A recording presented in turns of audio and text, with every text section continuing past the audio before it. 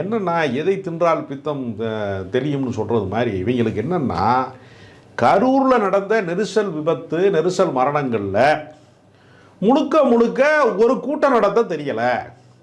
நம்ம ஒரு கையால் ஆகாதவன் சொல்லுவாங்கல்ல, இயலாமை மிக்கவன், ஒரு கூட்டம் நடத்த தெரியாதவன், ஆட தெரியாதவன் என்ன சொல்லுவான், நான் நல்லாதான் ஆடுனே தெரு கோணல் அரைஞ்சுன்னு சொல்லுவார்ல. அது மாதிரி இவங்க என்ன பண்ணிட்டாங்கன்னா இதுக்கு என்ன காரணம் அப்படின்னு பார்த்தா செந்தில் பாலாஜி தான் காரணம் அப்படிங்கிறது.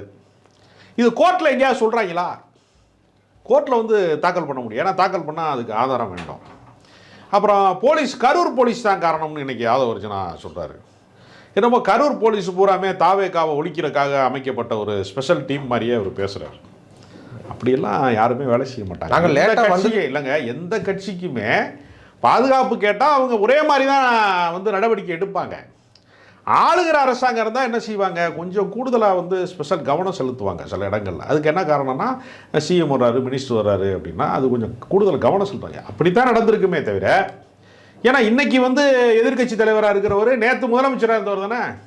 இப்போ இன்றைக்கி வந்து முதலமைச்சராக இருக்கிறவர் இதற்கு முன்னாடி எதிர்க்கட்சி தலைவராக இருந்தவர் தானே. அப்போ இது ஒரு சுழற்சி முறை.